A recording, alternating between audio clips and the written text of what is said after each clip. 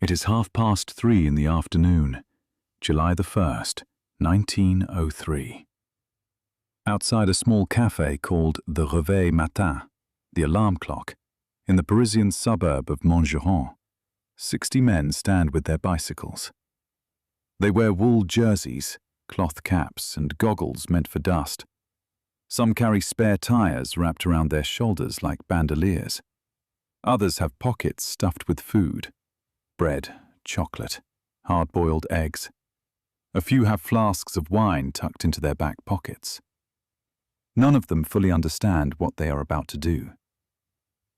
In a few minutes, a man named Henri Desgranges will wave a flag, and these 60 men will ride their bicycles from Paris to Lyon.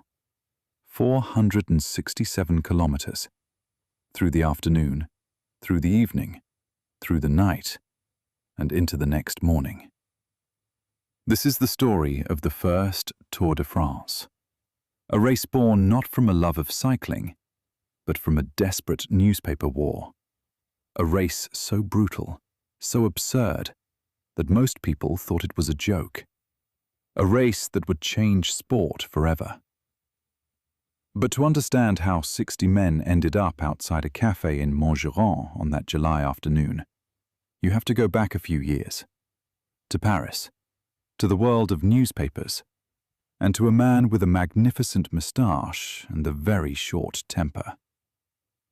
Henri Desgranges was born in Paris in 1865, into a comfortable middle-class family.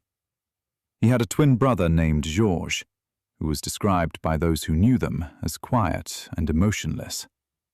Henri was the opposite. Henri was fire. Henri was ambition. Henri was restless energy looking for a place to land. He was educated well enough to find work as a clerk in a law firm. It was respectable, it was steady, and Henri hated it. Because Henri had discovered the bicycle. And the bicycle, in the 1890s, was not just a machine. It was freedom. It was speed. It was rebellion. There is a story, and it may well be true, that Henri was spotted by one of his firm's clients cycling to work one morning with his calves exposed. In the 1890s, this was considered scandalous. The firm told him to choose the law or the bicycle.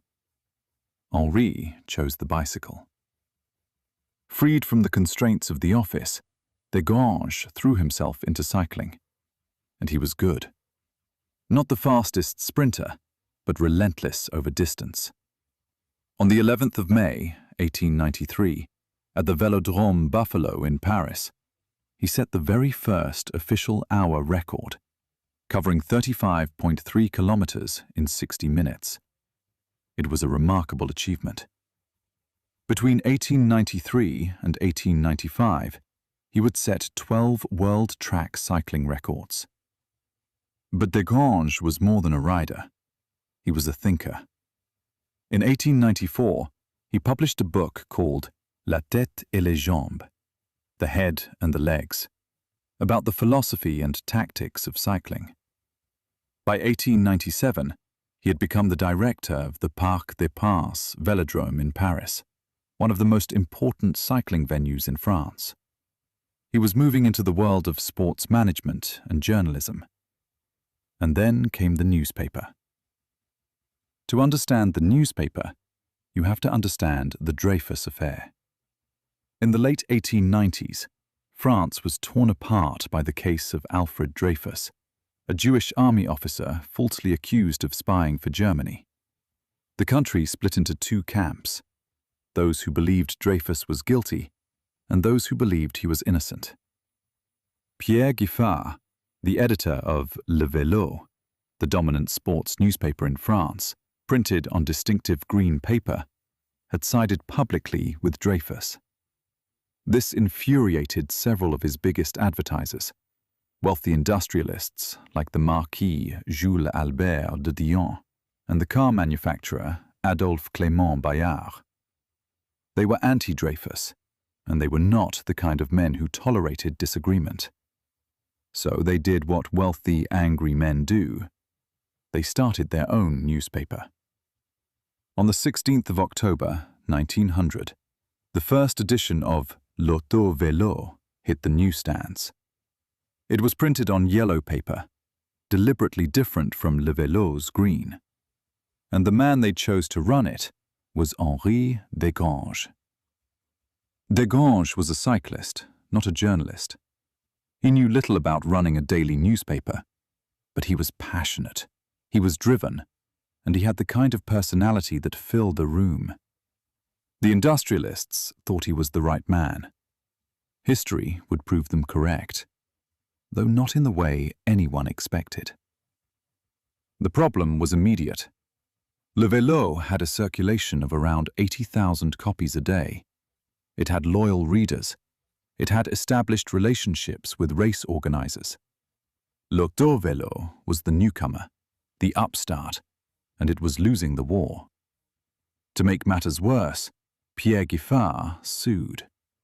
He argued that the name L'Auto Vélo was too similar to Le Vélo and was designed to confuse readers.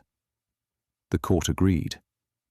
In January of 1902, Desgranges was forced to drop the word vélo from his newspaper's name entirely. Now it was simply called L'Auto, a name that meant nothing to cycling fans. Circulation was hovering around 20,000 and falling. Advertisers were nervous. The paper was bleeding money. Desgranges needed a miracle. The miracle came from the most unlikely of sources. Géo Lefebvre was 25 years old, the youngest journalist at L'Auto. He covered rugby and cycling. He had been recruited from the Vélo itself. He was not a strategist, he was not a visionary. He was just a young man trying to keep his job. On the 20th of November 1902, L'Auto held a crisis meeting at its offices on the Rue de Faubourg Montmartre in Paris. The question was simple. What could the paper do to boost circulation? What spectacle, what event, what stunt could capture the imagination of France? Lefebvre would later say in interviews that he suggested the idea simply because he could think of nothing else to say. What if, he proposed, we organized a bicycle race around the whole of France? Like the 6-day races on the track, but on the open road, city to city, week after week. The room went quiet. Desgranges was skeptical. A race around France sounded magnificent in theory. In practice, it was a logistical nightmare. France in 1903 had very few paved roads outside of cities. There were no support cars, no team buses, no race radios, no GPS. Riders would be alone on dirt paths in the middle of the night, navigating by the stars or by asking farmers for directions. But Desgranges brought the idea to Victor Godet, L'Auto's financial director. Godet was the money man. If he said no, the idea was dead. Godet did not say no.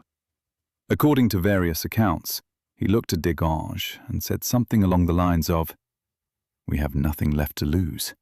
The safe is empty. Let's try."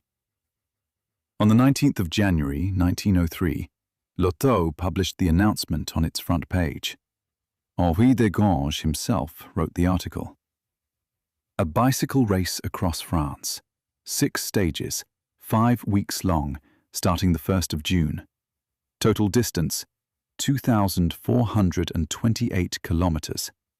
The entry fee was 20 francs, and the total prize purse was announced at 20,000 francs. A fortune.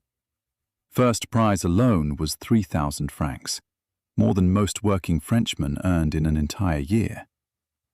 It was bold, it was audacious, and the response was devastating. Almost nobody signed up. 1 week before the race was due to start in June, only 15 competitors had registered. 15. For a race across all of France. The stages were simply too long. The first stage alone, Paris to Lyon, was 467 kilometers. That is not a race. That is an expedition. Riders would have to cycle through the entire night without stopping.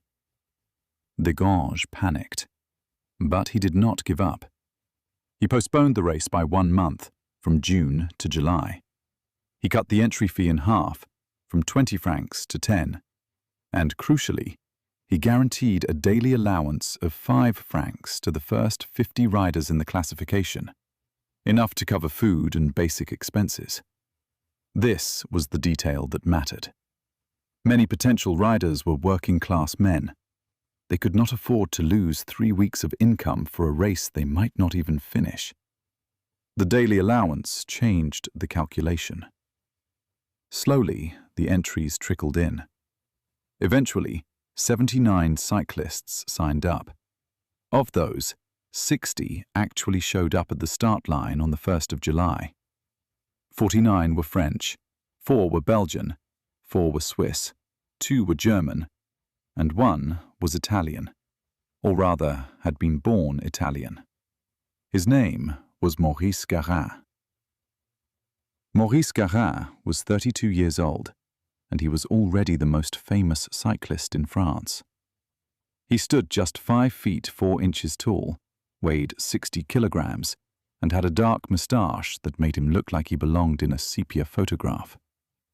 The press called him Le Petit Rameneur, the little chimney sweep.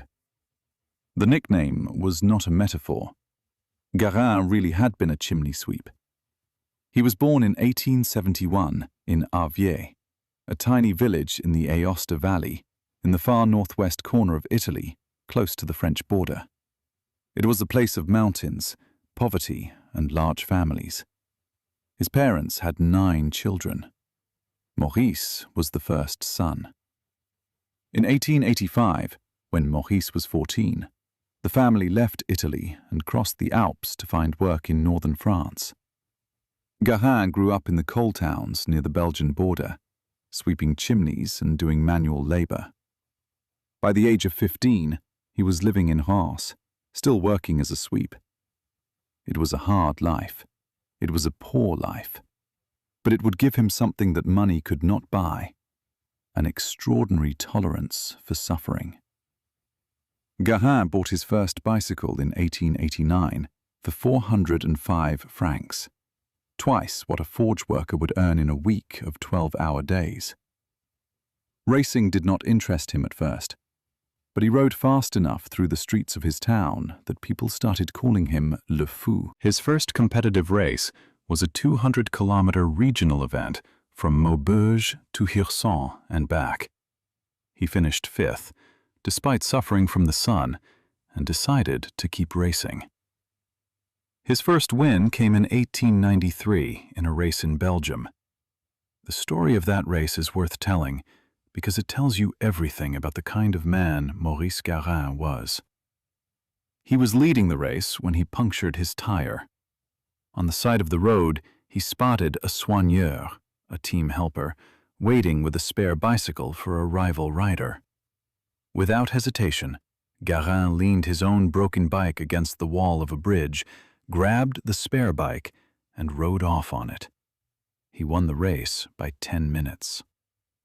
After the finish, he returned the borrowed bike and collected his own the next day, exactly where he had left it. By 1903, Garin had won Paris to Roubaix twice, Bordeaux to Paris once, and Paris-Brest-Paris, a 1,200-kilometer monster through the night.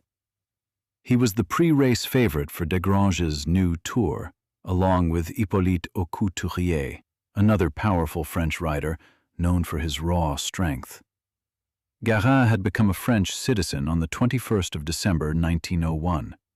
He had moved to Lens in the Pas-de-Calais region, where he would live for the rest of his life. He ran a bicycle shop with his brothers César and François.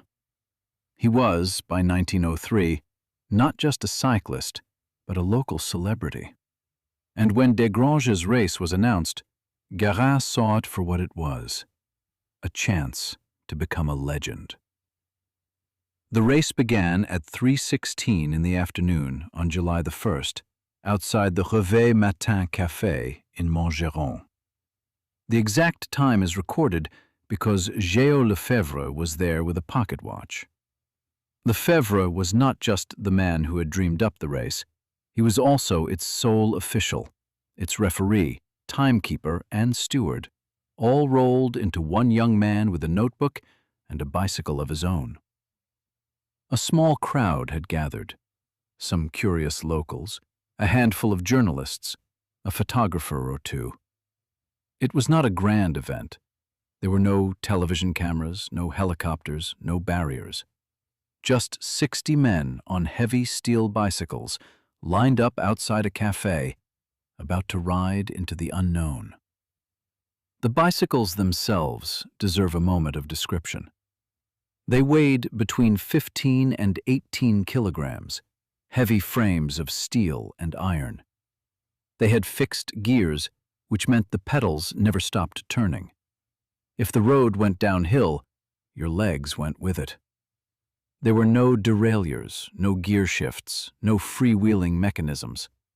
The brakes were primitive, a pad pressed against the front tire by a lever.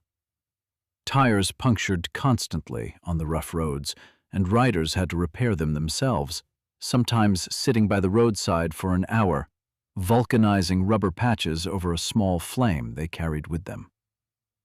These men were not just athletes. They were mechanics, navigators, and survivalists. The 60 riders rolled out of Montgeron and headed south toward Lyon. The pace was fast from the start, around 35 kilometers per hour, which, on those roads, on those bicycles, was ambitious. Within the first 50 kilometers, riders began to abandon. The reality of what they had signed up for was setting in. By nightfall, the field had thinned dramatically. The riders were somewhere in the French countryside, pedaling on dirt roads through darkness. There were no streetlights, no marshals, no course markings. Some riders carried small oil lamps attached to their handlebars, casting a weak yellow glow on the road ahead. Most relied on moonlight, and on this particular night, they were fortunate that the sky was mostly clear. The sounds of the night were the sounds of effort, the crunch of gravel under tires, the steady rhythm of breathing, the occasional curse when a wheel hit a rut or a stone. Dogs barked from farmhouses as the riders passed through sleeping villages. Shutters were closed. The world was asleep, and these men rode on. At 11 o'clock at night, nearly 8 hours after the start, the leaders reached the control point in Nevers, roughly halfway to Lyon. Guérin and Émile Pagy were riding together at the front. Guérin told the officials he expected to reach Lyon by 8 the next morning. Behind them, disaster had struck the other pre-race favorite. Hippolyte Aucouturier was suffering from severe stomach cramps. One account says he blamed the cramps on a drink he had accepted from a bystander, lemonade laced with something foul. Another, perhaps more likely explanation was that Aucouturier had been drinking red wine along the route, as many riders did in that era, to dull the pain and keep their spirits up. Whatever the cause, the cramps were crippling. After 160 kilometers, Aucouturier could go no further. He abandoned. The strongest challenger to Guérin was out of the race before it had truly begun. Guérin and Pagy rode on through the night, hour after hour, kilometer after kilometer. The landscape was invisible in the darkness, just the road ahead, the stars above, and the distant silhouettes of trees and hills. Somewhere during the night, they crossed the Col du Pain Bouchin, a modest climb of 759 meters. It was not a mountain pass in the alpine sense, but on those roads, in the dark, on those bicycles, after hundreds of kilometers of riding, it would have felt like one. As dawn broke on July the 2nd, the outskirts of Lyon appeared. Guérin and Pagy were still together, But in the final approach to the city, Garin accelerated. Paggi could not follow. After 17 hours, 45 minutes, and 13 seconds of continuous riding, 467 kilometers through the day and the night, Maurice Garin crossed the finish line in Lyon. He had ridden at an average speed of 26 kilometers per hour. He was covered in dust. His eyes were red. His legs were cramping. But he had won the first stage of the first Tour de France. Paggi arrived about a minute later. Behind them, the rest of the field straggled in over the following hours. Some arrived in the late morning, some in the afternoon. By the time the stragglers reached Lyon, 23 riders had already abandoned. Of the 60 who started in Montgeron, only 37 made it to Lyon. And this was just the first stage. The people of Lyon came out to see the riders. They had read about the race in L'Auto. The Grange had made sure of that. Every edition of the paper carried updates, predictions, and breathless accounts of the riders' preparations. Now, seeing this dust-covered man roll into their city on a bicycle after riding through the night for nearly 500 kilometers, they cheered. They were amazed. They were hooked. And so was France. L'Auto's circulation began to climb. There were rest days between the stages, 1 to 3 days for the riders to recover, eat, sleep, and repair their bicycles. These were not the pampered rest days of modern cycling, with massage tables and team chefs and hotel rooms. The riders slept where they could. They ate what they could find. And then they got back on their bicycles and did it again. The second stage ran from Lyon to Marseille, 374 kilometers, including the Col de la République near Saint-Étienne, a real climb of over 1,100 meters. This was the only significant mountain in the entire 1903 tour, and it gave the riders a taste of what future editions would demand. Au Couturier, despite having abandoned the first stage, was allowed to restart. Under the rules, a rider who failed to finish a stage could re-enter the following stages, but he would be riding hors concours, outside the general classification. He could win stages, but he could not win the Tour. And win stages he did. Au Couturier, his stomach apparently recovered, won stage 2 in a sprint. He was the strongest rider in the race. He just was not the most consistent. Garin, meanwhile, did what Garin always did. He did not need to win every stage. He needed to survive. He needed to be there at the end. He finished safely within the lead group and maintained his advantage in the general classification. The third stage took the riders from Marseille to Toulouse, 423 kilometers across the south of France. Again, the cyclists departed in darkness, the general classification contenders starting an hour before the rest of the field. At the end of the stage, a group of 4 riders sprinted for the line, and Eugène Brange won the sprint. But Au Couturier, who had started in the later group, rode the course 33 minutes faster than anyone else. He was declared the stage winner. It was an extraordinary demonstration of raw power from a man who was technically no longer in the race. Stage 4, from Toulouse to Bordeaux, was the shortest of the race at 268 kilometers. Au Couturier was leading again, seemingly destined for a third consecutive stage win. But officials caught him drafting behind a car, using the slipstream of an automobile to reduce his effort. It was a violation of the rules. Au Couturier was thrown out of the stage. The win went instead to Charles Laser, a Swiss rider who had himself abandoned the previous stage and was also riding hors concours. Laser became the first non-French stage winner in Tour de France history. It was a small footnote at the time. it would become a significant one later. Entire stages were corrupted. The top 4 finishers, including Guerin himself, were disqualified by the Union Vélocipédique de France months after the race ended. Guerin was banned from cycling for 2 years. The official winner was eventually declared to be 19-year-old Henri Cornet, who had finished 5th on the road. Henri Desgranges, exhausted and disgusted, wrote in Lotto after the 1904 debacle, "The Tour de France is finished, and its 2nd edition will, I fear, also be its last. It has been killed by the passions it unleashed." He was wrong. Desgranges was often wrong about things. He was wrong about derailleurs. He thought gear shifts were cheating and tried to ban them for decades. He was wrong about Henri Pélissier. He dismissed the 1923 winner as a man who did not know how to suffer. He was stubborn and dictatorial and frequently impossible to work with. But he was right about one thing.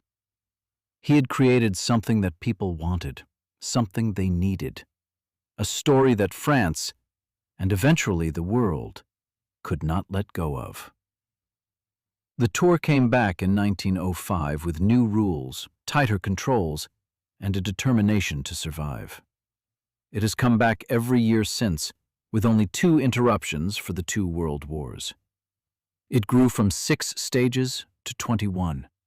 It crossed the Pyrenees for the first time in 1910 and the Alps soon after. It introduced the yellow jersey in 1919. It became the greatest annual sporting event in the world. But it started here, in a cafe parking lot in Montgeron, on a July afternoon in 1903. With 60 men on heavy bicycles, a desperate newspaper editor, a young journalist who said the first thing that came to mind, and a former chimney sweep who rode through the night and into history. Can a man ride a bicycle around France? He could. If you enjoyed this story, you might also like the tale of the 1904 Tour, the most corrupt race in cycling history, where riders cheated so badly that the top 4 were all disqualified. Or the story of the 1910 Tour, when cyclists crossed the Pyrenees for the first time and Octave Lapise screamed "Assassins!" at the race organizers on the summit of the Tourmalet.